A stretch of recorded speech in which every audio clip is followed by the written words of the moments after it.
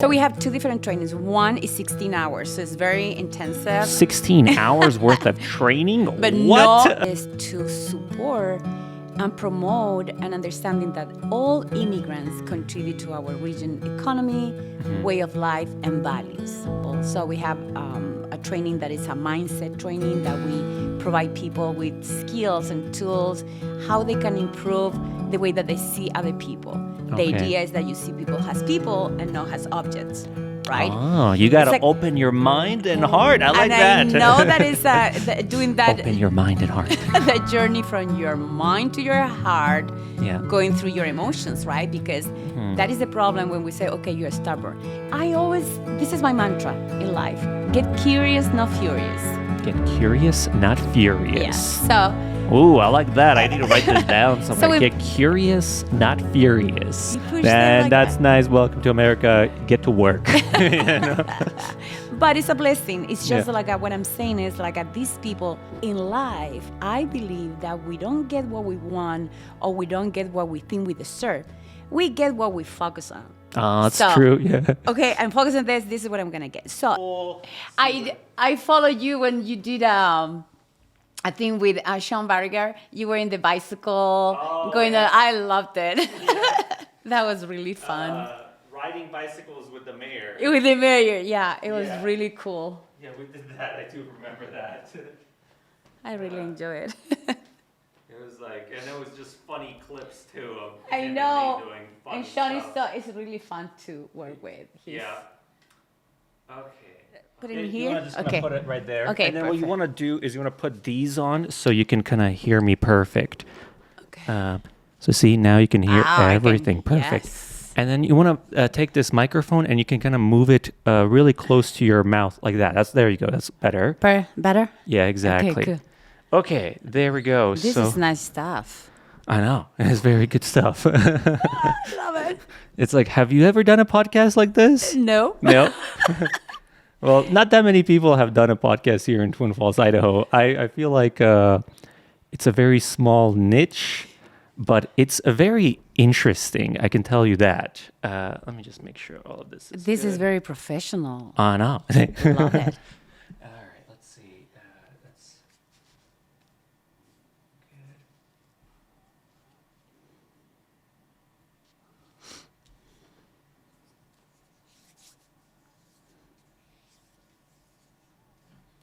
good. Okay, now it's better. I think I turned it up. I was here in the middle of the night recording once, like 10 o'clock at night.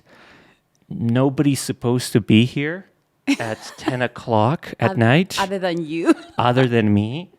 And so I'm just doing like a video. And then all of a sudden, I just hear like a... Uh-oh. Oh, no. And I was like, what is this? And I was like, I gotta go. I gotta go. You got scared? I got scared because nothing's supposed to make a noise here at 10 o'clock at night. So I was like, I gotta go. And I recorded it too, so you can hear So nobody could say that you were crazy. Yeah, exactly. So nobody could say I'm crazy because I did hear it. Well, maybe these old buildings, they have some soul there. Yeah, exactly. Okay, all right, we're gonna start it here. I'm gonna do a clap. We're just roll all the time. We just show everything what happened here. Hilarious. I like that. Okay, so today I'm here with Alejandra. Perfect. You're the executive director at United Alliance. It's Unity Alliance of Southern Idaho. Unity Alliance of Southern Idaho. Okay. Long name. I guess how I heard about you was my sister, Samra. She recommended that I talk to you. So I was like, okay, I need somebody to come on down. And I wanted to kind of hear a little bit more of what you guys do.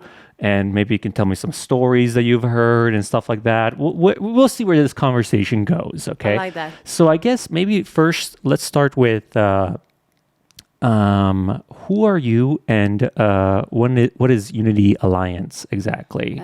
Who am I? Yes, who are you? I have been asking that question since I was born, I guess. Yeah, who are you? Well, my name is Alejandra Hernandez. I was born and raised in Chile. Chile, okay. Yes, and I lived 20 years in Boston. Okay. How did you get here from Boston, That's a long story, but Well, we've got time, okay, you want to know the details? Yeah. My ex-husband job, he was transferred here to Twin Falls. And to be honest with you, when he said Twin Falls, I said, where is that? Oh, okay. Yeah. Then people said, well, the Potato City. Potato City, okay. The only thing that people will come up with. Yeah, everybody knows Idaho potatoes. Exactly. So at the beginning, when I came here, it was a little bit challenging professionally. I couldn't find a job, and I found out that Idaho is very territorial, which is a great thing. People take care of their people. Yeah. It wasn't a great thing for me when I moved here. Yeah, it's like I need a job. I said, I need a job. But it was a good thing. It was the right thing to happen to me at that point, because I guess I came with a little bit of arrogance for my titles, my education, right? Master degrees, 2 master degrees, and in education. They say, well, small city, they're going to fight for me. And it wasn't like that. But it was a good lesson. And so my first job here in Twin Falls was driving a school bus. Oh, okay. Yeah, somebody would try to get me to be a school bus driver. I was like, no, I don't know if I can do that. So you were a school bus driver. Yeah, okay. I have to say that it has been one of the most meaningful job in my life. Not because the company, but because what happened within the bus. Oh, I had students from kindergarten through 12th grade. And when did you do these bus? Because we could have been my bus driver. I don't so it was meant to be. I was walking the park at the Western days here. Yeah. And, they had different booths with organizations and business. And they were recruiting people to be bus drivers. And they approached me, and we started, chit-chatting, and my background in education as an assistant principal. And they said, oh, my God, you will be perfect. And I told them, you're wrong. Yeah, I cannot even drive that big truck that you see there. You see this truck? I barely drove it here. Like, you want me to drive a bus? But then I said, well, this is a good challenge, a different experience, and 3 months training. And then I did that for almost a year. Okay. Yeah. So I really enjoyed it. So what was normally the bus names have like a... Oh my God, I was thinking about what that. was the bus name? I Is don't it know if it was... Charlie or like... Hey, it was Charlie. How do you know? Was it Charlie? Charlie. Was Yes, it really? yes. No way. I just Yes. guessed that. It was Charlie. I was trying to remember. You could have been my bus driver, because I think I drove Jesus. in a bus named Charlie or something like that. And how long ago did you do this? That was over 6 years ago. Oh, okay. 7 No, years ago. that was definitely not it. No, okay, no. I was not going to school 6 years ago. I was making videos, I would say. So from there, I found a job at the school district in a federal grant. And, federal grants, they're run out after 2 years. So, and from there, I work at CSI, where I met your sister. Oh, okay. Yes. So you met my sister over there. My mom also works over there as well. Yes, I know your mom too. Yes, there you go. You know everybody. There's a lot of people that are from CSI that I've interviewed. I've interviewed like Perry Gardner. Oh, yes. She's a professor. Yeah, she's great. Russ Tremaine, he's like a historian He's a retired professor. He's a retired from there. professor. Yeah, and amazing. We're making a documentary basically with him, so it's crazy. Whoa. Yeah. He's amazing. Yeah, he really loves history. He loves history. So then you got into CSI, and then how did you meet Samra? Like, how did you run? What was she doing at the time? Because she was like time, I think she just transitioned from the student affairs office. So I got there as the multicultural student affairs coordinator. So I met Sombra there. Oh, Yes. okay. Yeah, Samra's, she's a smart one in the family. I'm the creative one and the street smart one. She's book smart. I'm street smart. Okay. She's amazing. Yeah, she's a very talented person. She's really good at writing things. She can you can write things perfectly too, and it's like, I need this skill. Well, it's a perfect balance. Yeah, exactly. She can write the scripts for you to do Yeah, your I know. documentaries. Yeah. I think we got Russ covering that. So she's probably like, I've got too much stuff on my plate anyways. So what were you doing at CSI exactly? So I was it was a new position, so that was a good thing for me because I had the time and the space to create. So I was connecting the college with the diversity within the college, but also outside the college. So because I did a lot of connecting with the community is how I met this group of people that came up with the Unity Alliance. Oh, okay. So basically, you're kind of like a connector with different, different groups, I guess. You're kind of like the connector. It started like that, right? One of those community meetings, and somebody approached me and said, "Hey, we are having this strategic planning. Would you like to be part of that?" Because I was part of CSI and the role that I was playing there, right? Gotcha. Trying to figure it out how we bring people together from different backgrounds.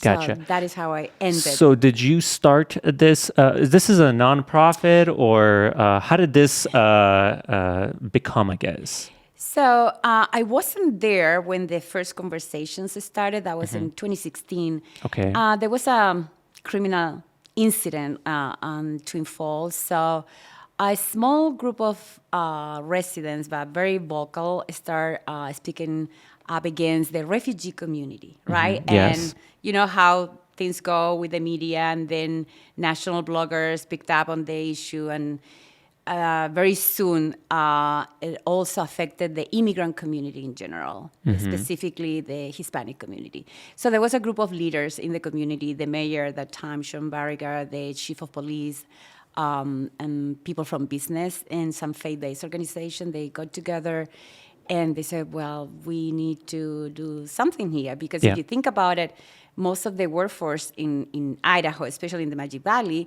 is from the Hispanic community, immigrant community, and refugees. So they started the conversations, and I came to this group in 2018. So we were part of a strategic planning steering committee. Say, okay, what we're gonna do, What are we gonna do? What are we gonna do? Exactly, we're standing up for people, for humanity. Yeah. Okay? It's like it was almost kind of like appearing that Twin Falls is like, it's like, you know, like it didn't look good for Twin Falls. Exactly, because the history of Twin Falls being a welcoming, very welcoming community. So we decided that we want to create a nonprofit organization that will provide people with a greater sense of belonging to and care for the community that we share, right? Yeah. And we want to do it through communicating core values about humanity in general and education. So after 8 months of meetings, and Unity Alliance was born. And there you go. My paperwork, lots of paperwork. I know. And then now you have a nonprofit organization. That's cool. So you were like in the beginning of when it got formed, right? Yes. I guess, well, tell me a little bit more about it, and like what kind of things have you guys been doing to try to like educate the public and things like that? So I was part of this committee, and I was in the committee of writing the job description for a future executive director and the communication plan. So when I was doing that, I completely fell in love with the job description. So I thought, hey, I'm gonna step back, because when you post this position, I want to apply. Oh, okay. So, you're like, this is like my dream job. I want to be doing this. Yes, exactly. So they posted the position, people from not just Idaho, other states, and I got the position. So at the beginning, this was November of 2019. Yeah. So all the communication and education plan was having presentations, seminars, events. But then, you know what happened in 2020, right? Oh, yeah, we got hit by COVID. Exactly. Yeah, so, COVID hit, and then everything was just like, and bam, stop. I know. You know? So we couldn't move forward with those in-person meetings. We were not really ready to start the online Zooming, right? Yeah. We didn't have the technology at the time, and I personally didn't know how to do that. Yeah, I didn't know. Yeah, it's like how do everybody even now these days? It's like, where's that button for Zoom? Everybody's like struggling, and then somebody will come up and like be like, I think it's this. You got to push this button. Unmute.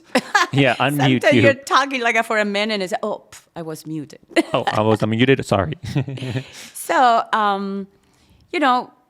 when you're facing situations like that, you need to think about, okay, what I'm going to do, what I'm going to use this for. We could have been reactive and blaming and say, what the heck, we cannot do anything.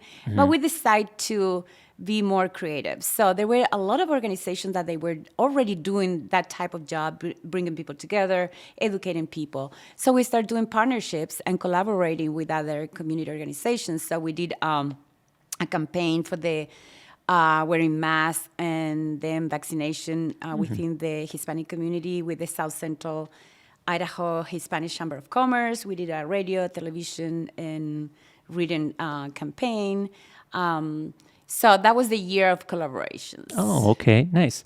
And I saw that you guys had some, like I looked at your guys' board, and there was a lot of very interesting groups and people. How did you get in touch with those people? You just started reaching out, or what did you do exactly? So the idea since the beginning, since 2016, when those leaders got together, the idea was whatever we decide to do, we need to bring people from local government, law enforcement, faith-based organizations, business, and other entities, right? So when we, for example, we did cultural competence training last year for law enforcement first responders in the Magic Valley. Yeah. And it was a different approach, more from the human point of view. Because if you think about cultural competence, inclusion, all this stuff, it's really, last 2 years, very political charge. You know, so sometimes people have some pushbacks or they don't feel comfortable. But this was completely different. And that is the approach that we have for everything that we do. Gotcha. We care about humanity. Gotcha. This is just kind of like a, you know, let's all get along, people. Yeah. It was kind of Let's like one of hold those. hands and cross the street together. Yeah, interesting. So,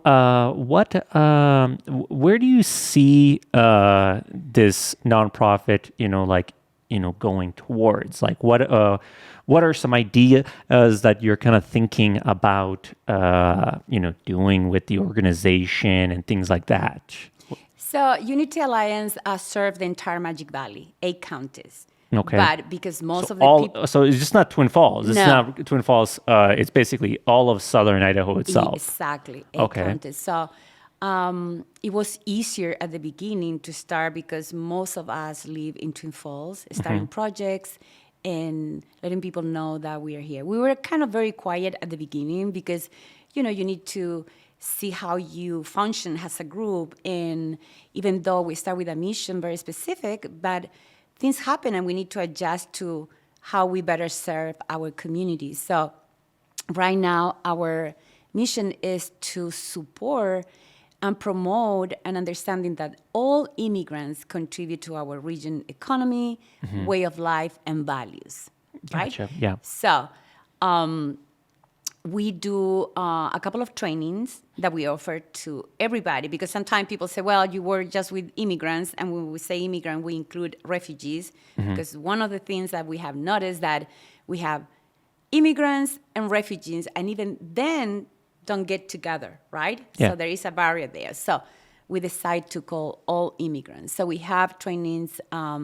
So this is something that they go to the website and sign up or for? How does that work? Well, that is exactly? a way of doing it, but it's just me and the boards talking with people and promoting things and also looking for the need in the community. So if we see a specific need and we come back and we talk about it and say, okay, do we have the resources to put this together? Gotcha. And so far has been very successful. So we have a training that is a mindset training that we provide people with skills and tools, how they can improve the way that they see other people. Okay. The idea is that you see people as people and not as objects.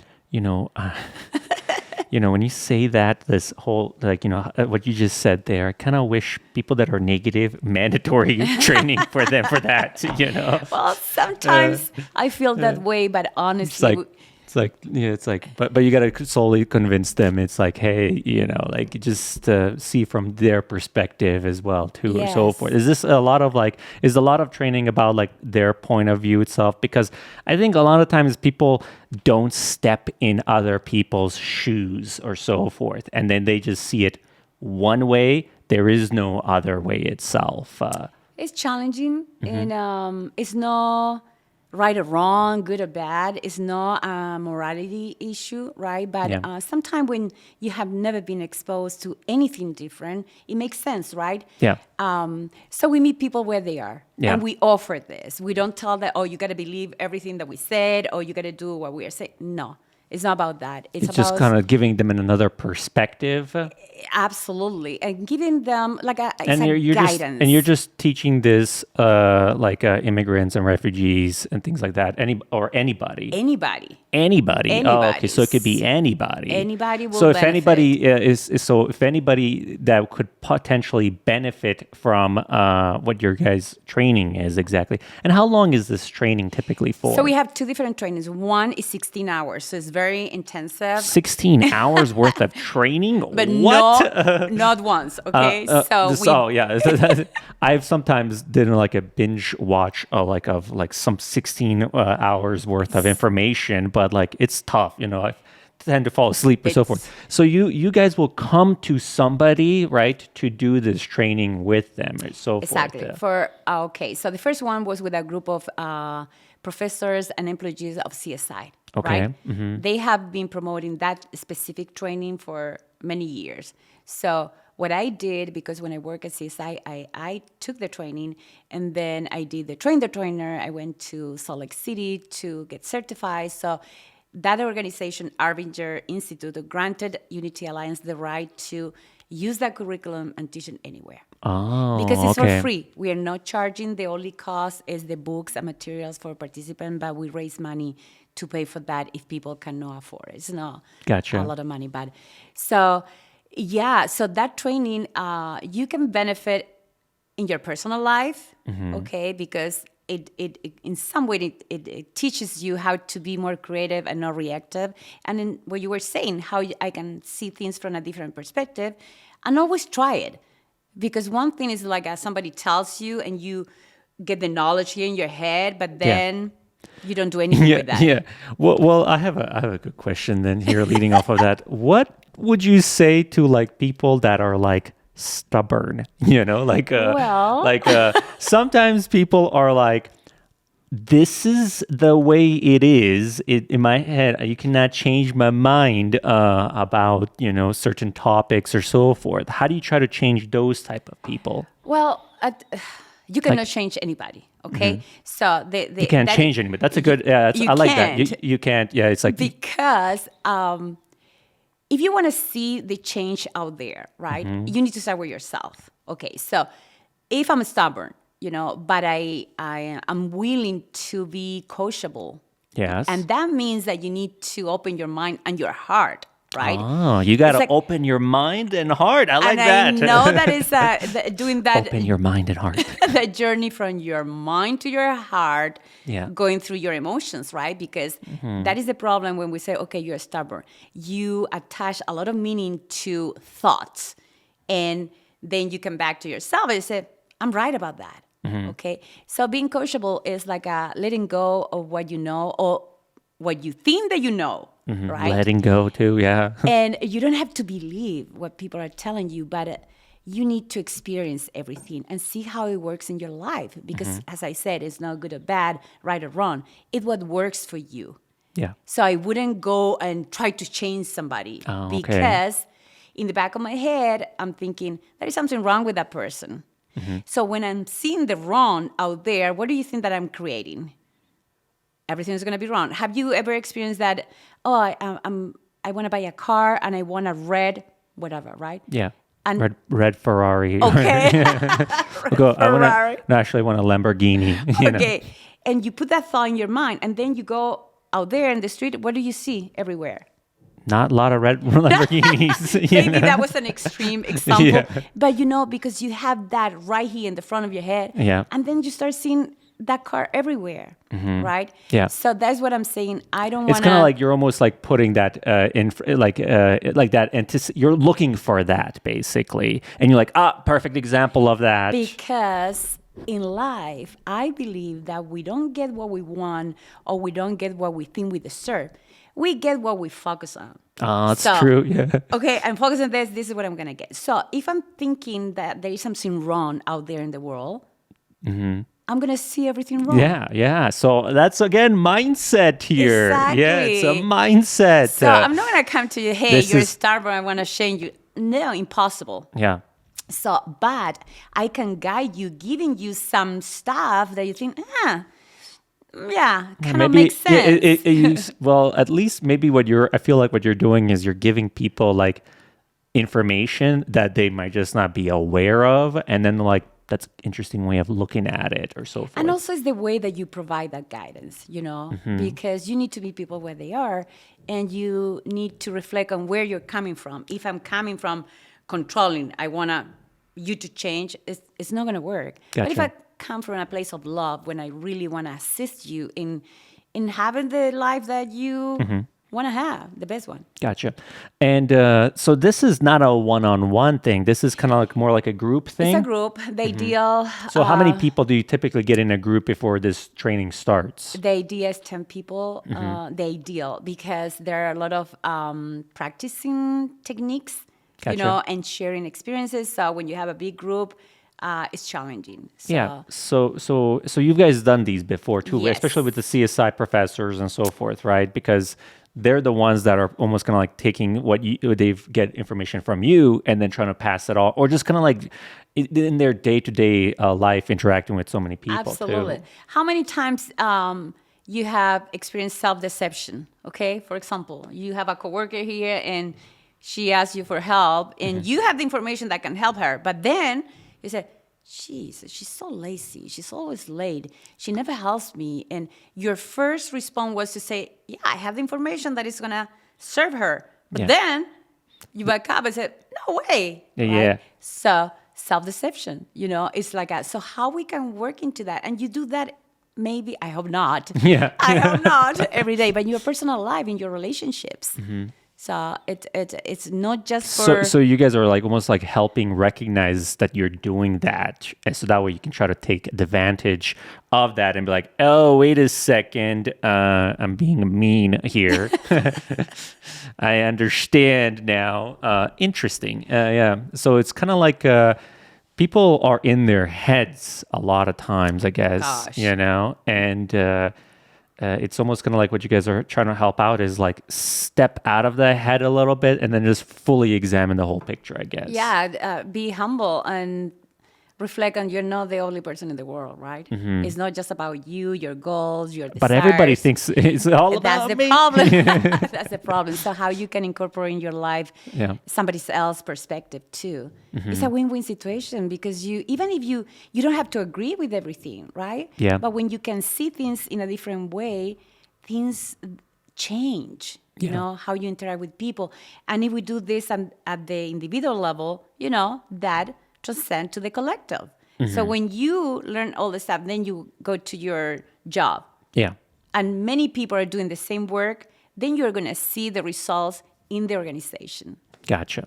And are you guys trying to do this workshop with like local leaders or just because it feels like, there's a different ways to try to approach this. It's like you can either try to do it like the local leaders or you can try to do it with individual people itself, because if you try to do individual people, there's a lot of people here. You know what I mean? You would have so many trainings. Well, anybody Yeah. and everybody. Yeah. Right? So we are trying to put together a group in April. Okay. Yeah. So we're gonna put it in the website, but also as I told you before, I talk with people, I go in the community and I explain, I said, it's something that you would like to do.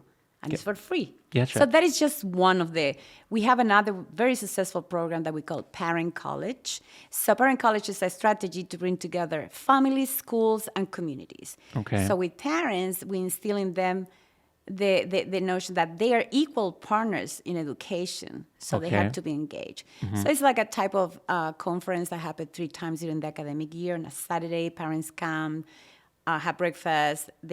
Some of them bring their children, so we have activities for them.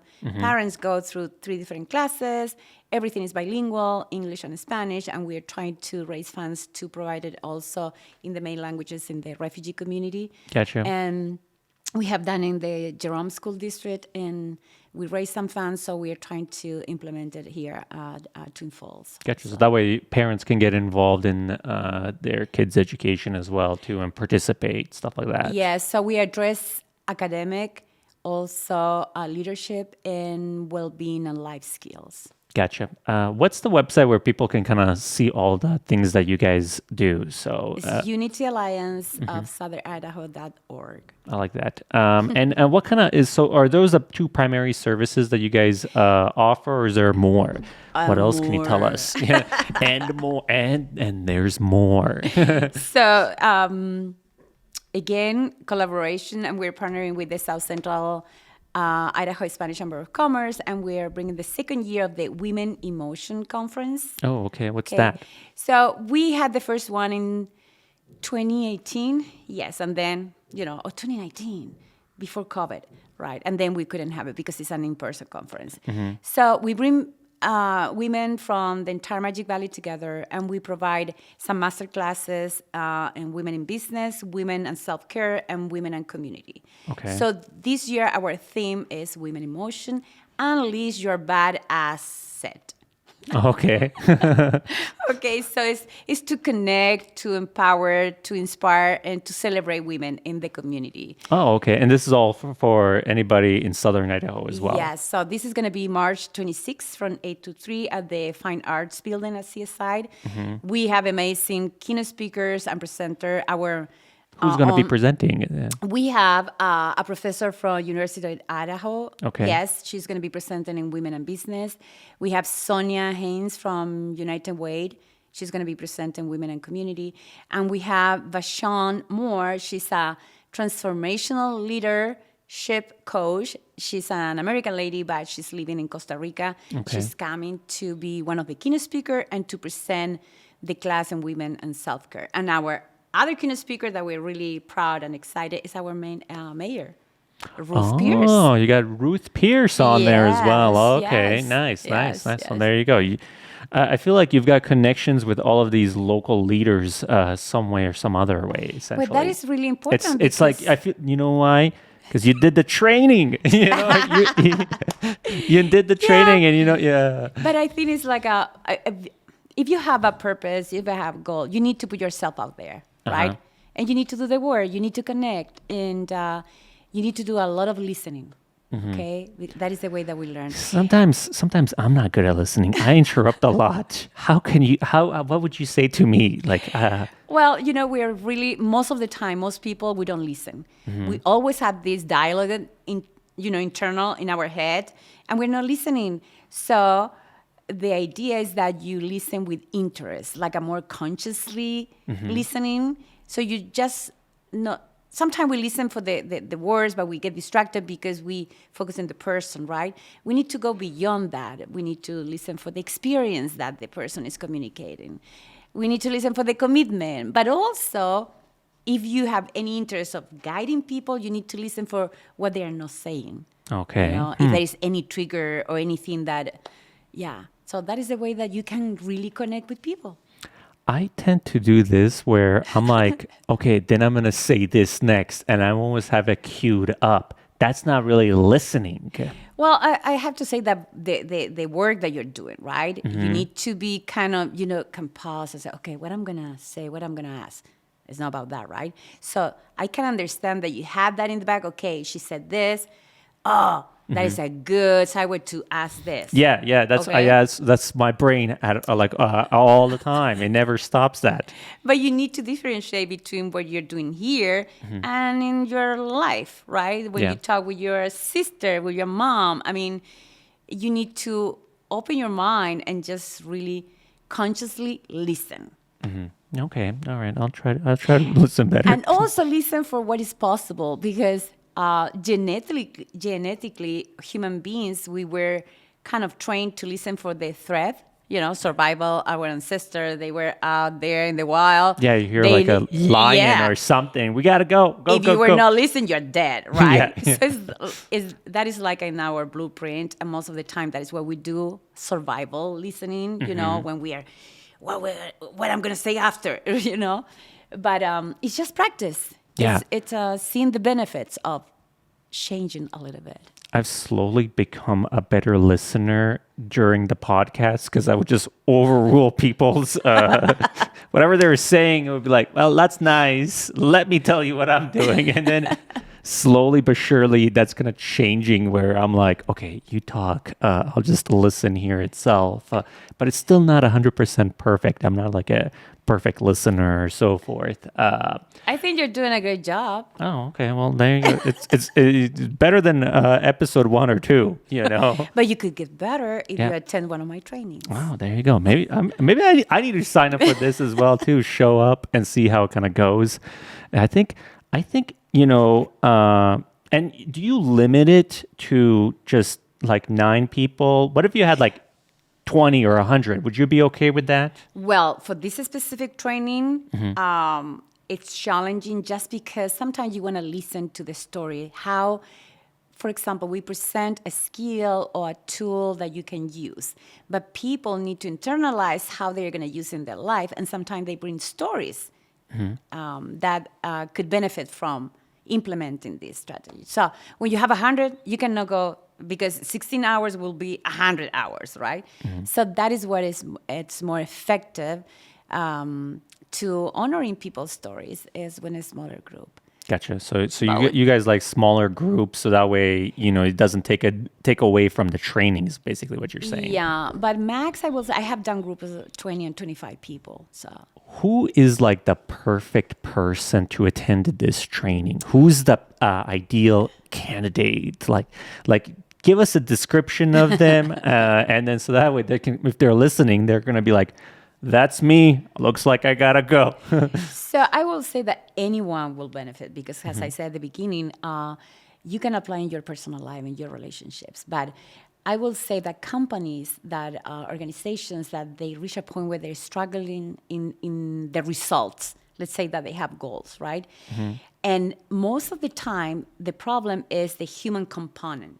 How people get along and they don't get along together, right? Yes. There is a lot of waste of time when people are not getting along. It's almost like there's internal politics that happening in there. Essentially, this person's talking this person's doing this. It's like, Yes, but when you bring this type of training and you help people to see people as people now as objects that they're an obstacle for you, so you need to get rid of them. Or objects that you can use to get what you want. Sometimes, which is worse for me, is when you ignore that object, right? So people always want to feel like it and validated for, they want to be validated. You acknowledge them for what they want to be acknowledged, not for what you think. So this whole thing improves the relationships among people. And when you have a department that gets better, that is kind of, it's like you have this box of how you behave, right? And when you are outside the box, that means that you are considering everybody's perspectives. Everywhere you go with your box. So it's contagious. But on the other hand, if you're inside the box where it's all about you, you also carry that box with you everywhere, right? And instead of connecting, you're going to separate from others. Oh, okay. Interesting. Yeah.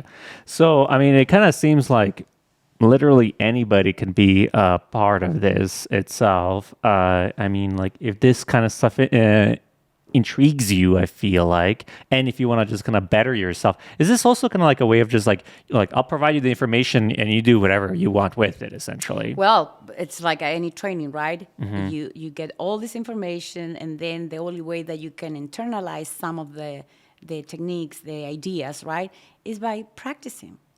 Yeah. If you don't implement anything, it's gonna, in a couple of days, you're not going to remember. That's true. A lot of times I'll absorb the information, but if I don't actually act upon the information itself, it just goes bye-bye. I know. You I know? know. And then you feel like you waste your time, right? Do you see any kind of like success that like you've heard stories after the training or anything like that? So usually when I do other trainings like in parent college, I always incorporate a mindset component.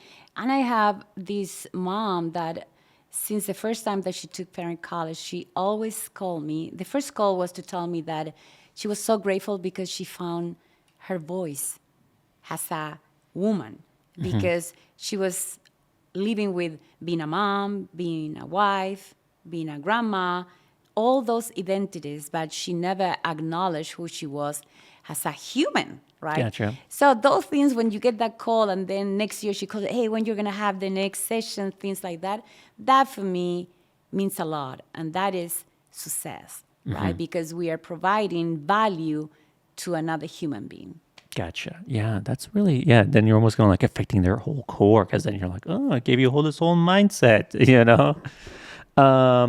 What else would you say that are people that are like on the fence? They're like, I like, it's like, I don't know exactly what this is gonna be. Like, I don't know if I want to tell stories. Like, if they're hesitant, like, what's kind of like the final thing that you kind of like try to tell them, like, okay, well, this is, just do it because of this or something like that. Well, sometimes I ask people just to look around their lives, and nobody has come back to me and say, I have the perfect life. Yeah. Because if you said that honestly, you're lying. Yeah. Right? Yeah. Unless you have been doing this work for many, many years. And still, you're not complete, because there's always going to be something that's going to trigger you, and you're going to react instead of respond. Respond is like taking responsibility for what happened in your life, internal and external, right? So I will say, you have nothing to lose. Yeah. Trying something different. And if it doesn't work for you, that's fine too. Gotcha. But there is always something that is going to be adding some value to your life. And when we do this training, it's not just about this specific type of training, but because your sister now is in the board. Oh, Samra's on the board? Yes. Yeah, you're like, yeah, I got her. I got her on the board. So we're planning in partnering with the city of Twin Falls and other cities in the Magic Valley, and maybe once, I don't know, that is too ambitious to have once a month, but having seminars about specific topics that we educate the community. For example, I was in a listening session with a group of women from the refugee community, Muslim women, and one of the things that came up is some comments that people have made about their hijab, wearing the hijab, right? Yeah. And it was very hurtful. And they understand that it's not because people are bad people, okay? But it's because they don't know. So, for example, a simple seminar about the meaning, where it comes from, right? Having a panel of people that have experienced that. So we're working on that. Gotcha. You're working on like a try to educate the public itself. Like, I feel like it's also part of media. The media is also kind of like the responsible for that kind of stuff, because it's like, oh, they start associating people because of that and so forth. That is, unfortunately, we can talk about the media and social media forever, right? Yeah, social media. Yeah. You know what's funny? Well, actually, this is actually very truthful. Fake stories and like things like that, they get more traction than like real stories. And then what ends up happening is like, even if that's fixed, it's too late, because too many people already heard that story and they believe it's actually true. It's really sad, but just watch the news and you're going to see what is going on in the world. And it's really, really sad. But I always said the word create and react have the same letters, but there is an extra E in create. And for me, that E stands for energy. It doesn't take energy to react. Everybody reacts, right? But to create, it takes energy, right? Because you really have to brainstorm. You have to see for all the possibilities that your actions, can bring. So, but yeah, I think we can have another podcast about social media. Social media, yeah. Social media definitely, gives people. And the thing is, like, people just read a headline; they don't actually read the whole story. So it's like, they'll read the headline, or I've even been guilty of this too. Read the headline, I already know the whole story. You know what I mean? And then people just make assumptions or so forth because that's it's easier, I guess, almost like. It's easier, but also it's dangerous because you make judgment, right? Because you come from this context of the headlines and you assume the content, right? Yeah. You just make up you write your own story as soon as you read the Exactly. headline itself. And probably a lot of judgment in that assumption, Yeah. right? And all the stereotypes that we all have those stereotypes, but when you're more conscious about it, you kind of dig deep and say, okay, where is this coming from, right? Gotcha. Oh, okay. So basically, and even with your training itself, then it kind of helps you kind of like let me take a step back and kind of really examine this fully in its nature itself. How long is this? Because like, is it like a multi-day thing, or is it like how does what kind of time commitment are you asking for people to go ahead and have? This is specific training is going to depend on the audience. So we ask them, I mean, I did it 8 hours one day, 8 hours the following day. It's a lot. It's like a full day. It's like a 2-day conference. We did something like that with the Rock Creek Institute or something like that. It was like a full day Rock Creek stuff. And it was like a bunch of people doing, I don't know if Samara ever told you about the Rock Creek Institute, how she kind of set that up. And it was like a full day of like Rock Creek. And they got a lot of stuff done like in that particular 8 hours. Now imagine having another day. Ooh, okay, that's a lot. It's a lot. It's a lot. So we have done it also 4 sessions of 4 hours. That seems to work better for people. Also because they, in between sessions, they have a time to just process the information. Yeah, and there is some homework that they should do. So yes, I personally like it like a 4 sessions of 4 hours. Gotcha. Yeah, because then that way they're like, I've given you the information. Do the homework, And the other thing that we're trying to implement, we're doing it, okay? We're partnering with other organizations, and we are going to have the community unity table. Community unity table. You know, that everything that food and music, it's like a universal and bring people together. So this is going to be a free dinner. We're going to start here in Twin Falls. The idea is to connect leaders in the community with my next door neighbor, right? Gotcha. Somebody who has never had the opportunity to get to know the leaders in the community. And I'm not just thinking about the elected officials in our local government. Could be you're a leader in the community, right? I'm a person that has information, and I talk to people, I guess, and it gets thrown on YouTube or something, and then there you go. I'm a big component of like, I'll try to get this information to the people, and it's like. So the idea is a free dinner. The idea that in that dinner we highlight one aspect of the culture of the community. Yeah. So because it's food, music, we are gonna highlight. The first one is going to be the Bosnian culture, because Bosnians were the first refugees settling here in the Magic Valley, right? Yeah. So it's going to be Bosnian food, Bosnian music, and also we are going to have a tiny keynote speaker, because it's not like a long time, that is going to bring a message, uplifting message. Right, for the community. So we're going to have tables like almost round tables like that. We're going to strategically place a leader with community members, and we're going to have those. So that way they can talk to them and so forth. Exactly, those start conversations cards, so it's not awkward like people start eating. Yeah, that is the idea. And when is that happening? That is going to happen June 11. June 11. I think we're going to have a CSI because we're thinking about 80 to 100 people and food for 80 and 100 people and the space, and considering the social distance and all those requirements that we may have to follow. Yeah. And also invite community organizations, institutions, so they can have informational tables. So people come and they get resources, then a nice dinner, and they meet somebody in the community. So it's a strategy to bring people together, people that normally wouldn't like run into each other or so forth. Exactly. Yeah.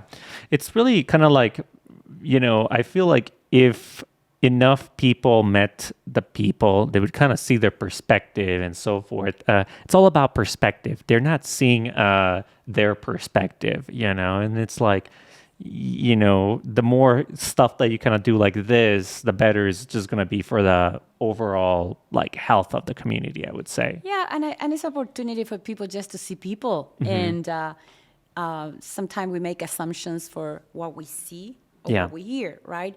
But in here, it's going to be human to human, Yeah. honestly. Yeah. And that is the idea behind the community unity table. Yeah, I watched this documentary a long time ago. It was like these immigrants coming from like almost kind of like a village of some sort, right? And then they came into the United States, and it was a really sad documentary because it was like they had, I guess, almost kind of like everybody in their village knew everybody, And like these people from like refugees or so forth, when they're typically in that community or so forth, they know everybody, But then when they get like, because of war or whatever kind of deal that essentially happens, when they get transferred over, they almost kind of like lose that, I feel like. That's something I've heard a few times. Like, and also like, if you ever wanted to meet the happiest people, they're the refugees that have come. They're just so excited, and you're like, wow, this person's so happy to be here. It's kind of interesting just to kind of see those types of people. When they come in here, because they're so excited about everything. You know what I mean? Because they're so grateful. Yeah. So grateful, and they feel blessed that they had an opportunity in life to start a new life. Start a whole new life itself. Exactly. And it's very challenging. I came here 25 years ago, right, from Chile to the States. I didn't speak the language. I had the social English where I learned in high school. So here I am, a professional because I had a master's degree from Chile. It didn't mean anything. Yeah. The only thing that I accomplished probably the first year was cramps in my cheeks because we do this. People talk to us and we smile, right? Okay.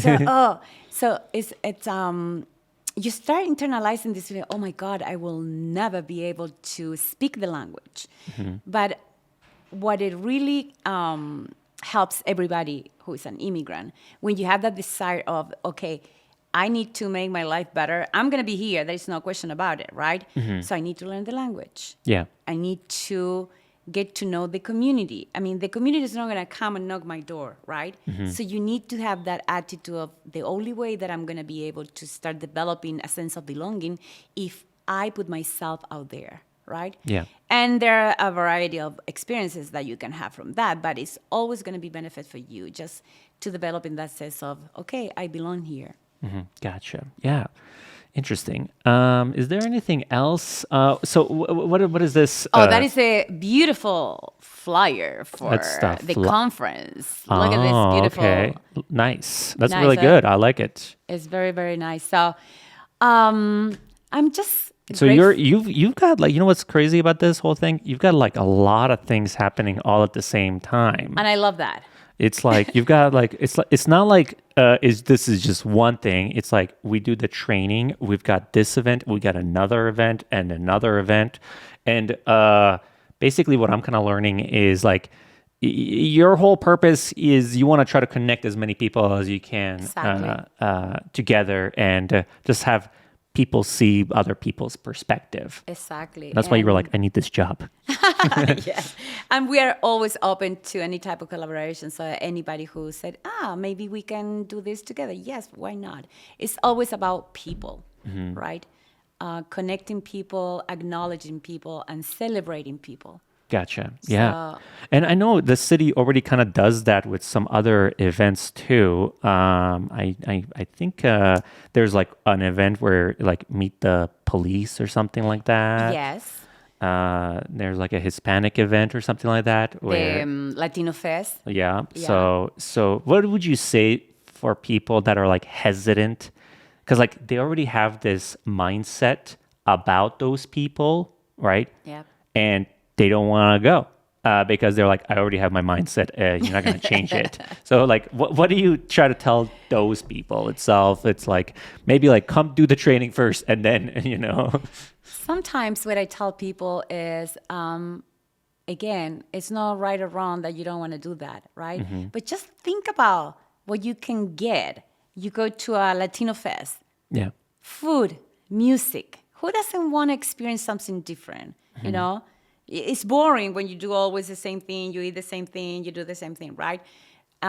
Just put yourself out there and acknowledge yourself taking that risk sometime, because for some people it feels like a taking risk, and that's okay. Yeah, it does probably feel. I feel like it would be like well, this is a big thing that I'm doing, but it's not. It's not. You're just going out there and you're just like, hello, and see if you meet anybody. But those are spaces where everything is kind of happy.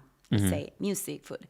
In instance, for example, like Meet the Police. Yeah. Okay.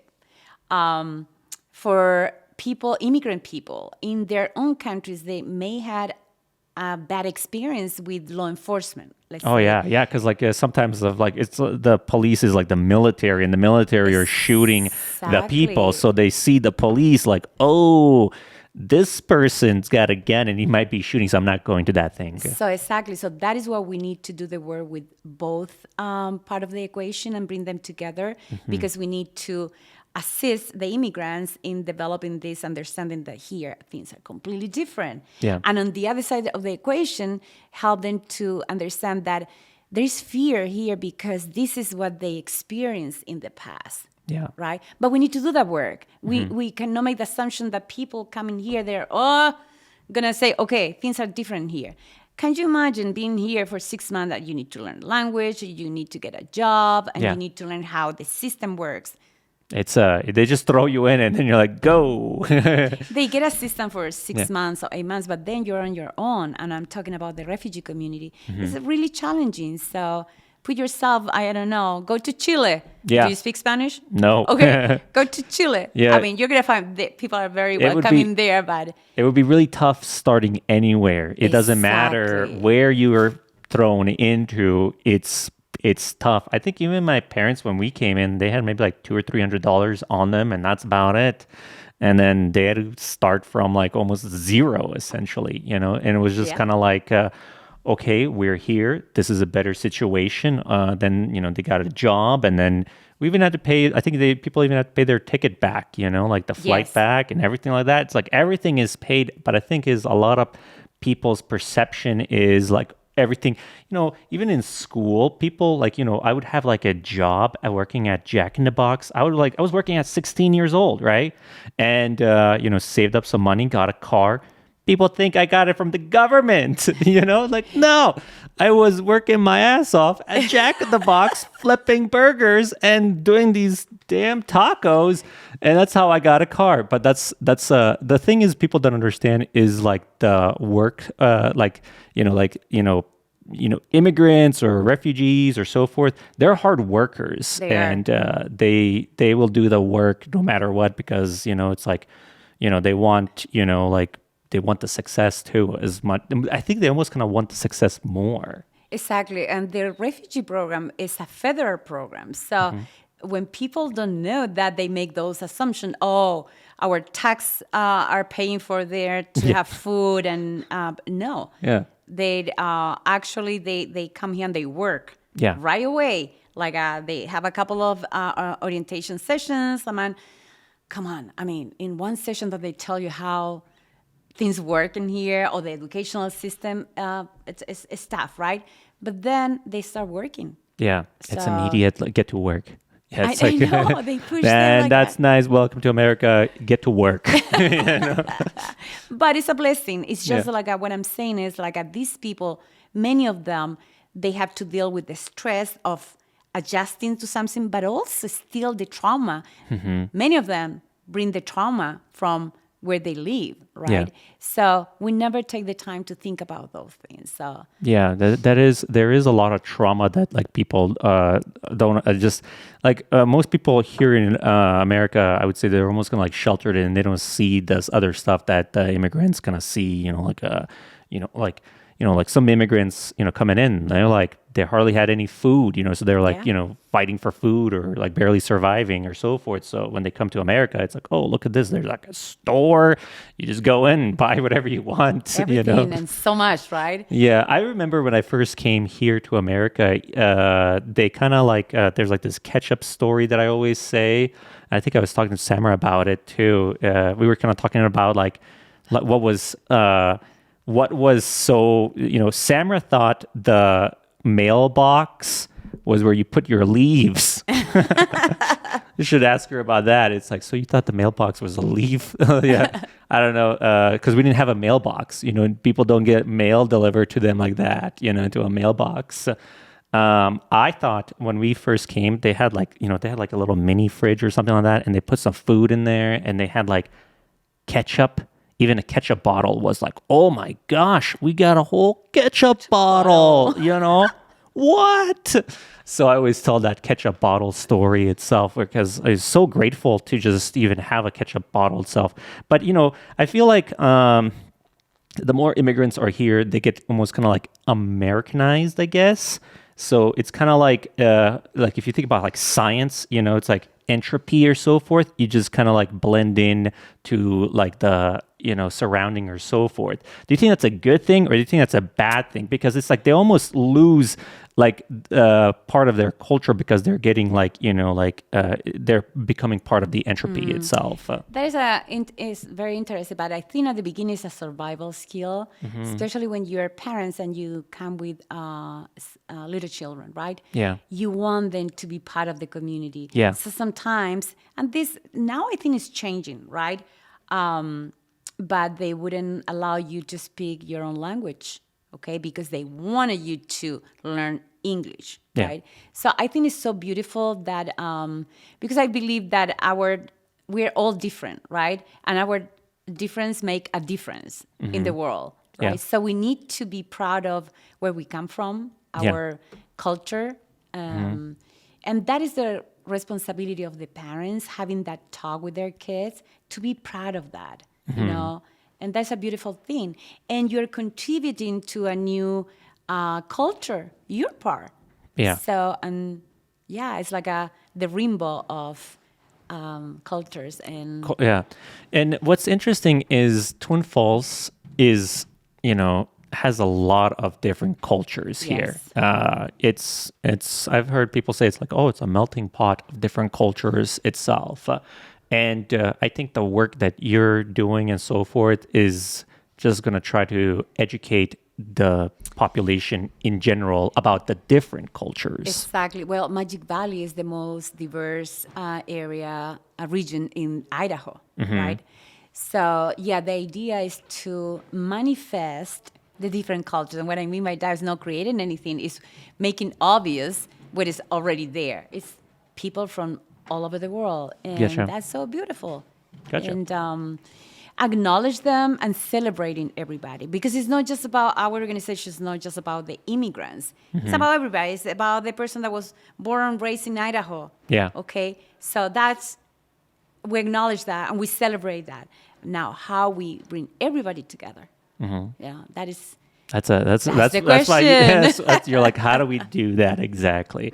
Well, I like that you guys are at least taking the steps to try to go ahead and get there, because doing nothing just makes it so that people are just assuming, and you're never going to possibly even be given the chance to change their mind or so forth about trying to get along and so forth. Yeah, and I think in anything that we do, always, for example, I stand for something, not against something. Because when you say that you're against and you're in this rally against whatever, your voice is giving more validation to what you're against that, right? So this is what we stand for: humanity, from the rights of every human being to have the best life that they want, to be their best self. So how we do that? Just being creative and not reactive, not reacting to the social media, for example. Yeah. And also, acknowledging people's stories. Everybody has a story. Have you heard anything that is like just blew your way? Have you heard a lot of like immigrant stories, like things like that? Like Well- what kind of things like have like you were like, wow, I didn't know that was happening there, or like this is a crazy story. I can't believe this person has a, they had a crazy life. But maybe no crazy, but personally, okay? So I told you I lived 20 years in Boston. Yeah. In Boston, because this beautiful accent, right? Yeah, you don't seem like you have a Boston accent. I always say I have a Chilean, Bostonian, American accent. I park the car and all this stuff. But in Boston, people made the assumption that I was Puerto Rican because most of the Latino immigrants in Boston, Puerto Rican. Okay. I moved to Idaho. And in 1 second, I became Mexican. Yeah, that's. So people, people just they look at you, they assume I did this too. Until I didn't know your nationality until you actually told me. Exactly. So it's you get used to that, but that is telling you how people make assumptions, Based right? off of where you're even at, It's- because it's like these are the types of people that are coming in here and so forth. But it's our responsibility just to share with people. Hey, I'm from Chile. Yeah, we speak Spanish there. Gotcha. Not from Mexico. I'm not from Puerto Rico. Gotcha. Yeah. And what made you move from Chile to Boston itself? I never got into that. So I grew up in Chile at a time where we had a dictatorship, right? Okay. Almost 20 years. So I was born kind of rebel, going against the status quo and challenging, right? You were challenging the status quo against. It was really tough. But so at that time, I started my professional career as an agricultural engineer. Mm-hmm. I didn't like it, not because the profession, because people in that profession had the same belief that the dictatorship. What it was, if you didn't think like the government, you were the enemy, so it was okay to kill you, to disappear you, to torture you. And those were not my beliefs. So I said, I cannot be in this environment. So I went and studied audiovisual and social communication. So I wrote scripts for documentaries, educational documentaries for so many years. At that time, I met somebody, and he was from Boston. Okay. I moved to Boston, and we got married. Oh, That so was that's it. how That's how I got there. So you got out of like a dictatorship, and then you're like, and sometimes people are like, well, when we were little kids, people would tell us, like you need to go back to your country and so forth. It's like, what do you say to those people? Like now that you're more educated or so forth, it doesn't make sense to go back. Listen, logistically, it just doesn't make sense. It's like you want me to be in a worse position than I'm currently at. So in my case, it wasn't. It was like probably 9 to 10 years after we went back to democracy when I came here in 1997. So what you tell those people is where, honestly, sometimes it's just to keep quiet because there is nothing that you can. Because when you haven't experienced that, where you couldn't voice yourself, you couldn't be yourself, all the trauma that you instill in young people, like you cannot have your own voice because it's dangerous. You say what you think, and you're gonna be killed if it doesn't match, the narrative of the government. So, I saw a lot of my generation, a lot of issues with making your own decisions, right? Yeah. Because you always had to, okay, what they will say, what they will think about me. So. There are a lot of things that happen to you, but at some point you need to take responsibility to say, okay, that is the past. Yeah. It's not there anymore. I cannot touch it. I cannot smell it, right? It's not there. So I need to be responsible for my now and here. When people say those things, I said, well, I don't know. It's really hard because you don't want to be rude, right? And also you cannot take it personal. Yeah. That is the thing. Nobody. That is the key. It's like, oh, yeah. Some people do. I've seen where people like take it really personal and they go defensive on it, and then they go off on a person itself. No, because if you get defensive, something is triggering you. So if there is a trigger, it's because something is truth there that you haven't acknowledged. So if I get defensive when people tell me go back to your country, somewhere in my mind, I feel like I should go back to my country, right? Yeah. Because I have that reaction. I'm getting hijacked. My body's like, oh, I want to fight.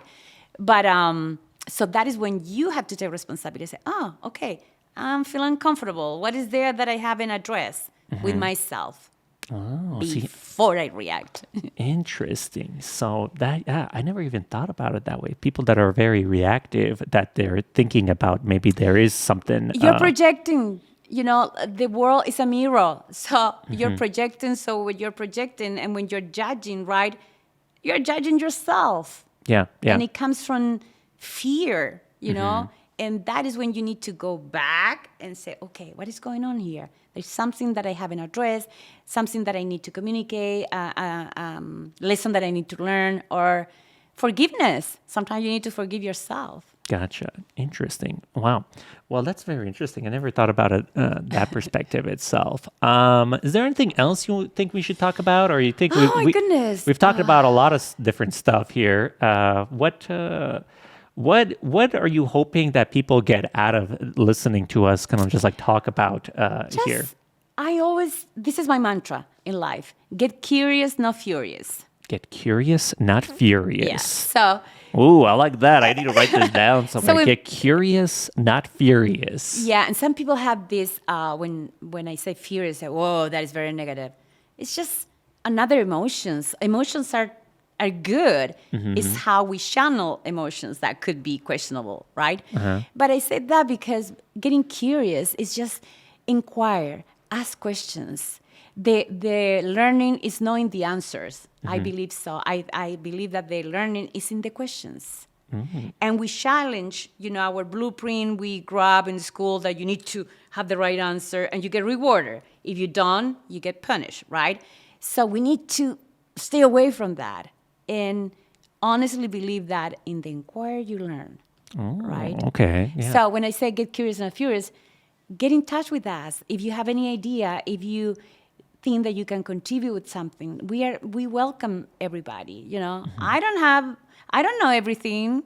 I don't have the truth of everything. That will be very arrogant, right? Yeah. I consider my person not arrogant. Well, sometimes, but anyway. So, yeah, I would love to people when they listen to this podcast just to get in touch and ask questions or bring ideas and. Cool. All right. Well, let's just remind them again one more time. What were the dates on the different things? So anybody can be part of the group training itself. They're a small group, and it's a 14-hour. You said 16 hours. So that's like an 8. So it's like 2-day commitment, basically. Or 4 days of 4 hours. Or 4-day commitment itself. I feel like I would like. Everybody's got to take this into Infos, Idaho. Imagine if everybody took this training itself. It's like, at least now you have the information, And also the parent college, we're going to put the information with the Infos School District. We already have dates for the Jerome. Yep. Okay? So that training itself will go on the website, and you guys are going to put when the next one is coming up, right? So the way that we do it, because let's say that we have 10 people, but we need to come up with a day that works for everybody. So people, they reach out to me and we talk, and then we can figure it out, the best date for everybody. Gotcha. So you kind of figure out a best day that kind of works. Some people have to probably shift their schedules to go out and make it like a thing. So it's like either 4 days or 2 days where they're just basically just boom, boom, boom, boom, boom.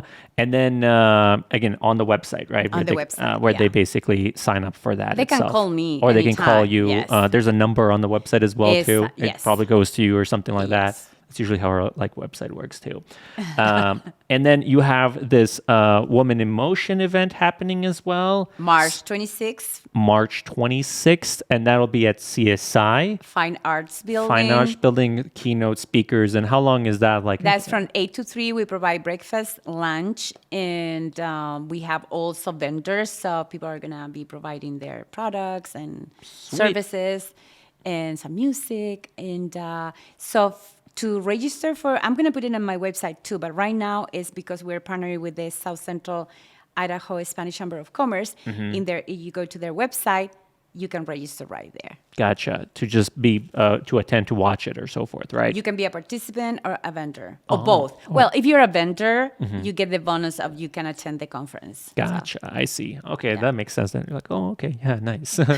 And is there anything else that we need to tell the people about? Those are the two most important ones, right? Coming soon. Coming Yeah, soon yeah. itself. And just visit the website, call me, and let's go for a coffee. And There you go. All right.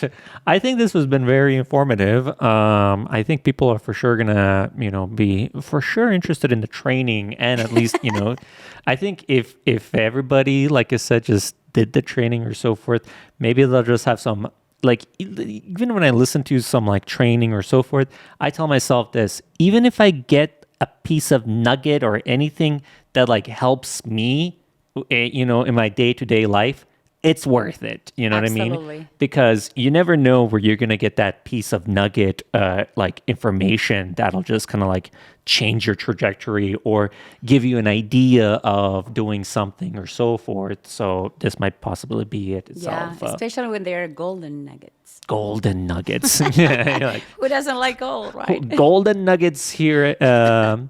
All right. Well, again, it was nice meeting you. Well, Nice meeting you too, and thanks thank you. for coming on and doing the podcast. And that'll be it for this one. All right. Bye. Bye. And that's it.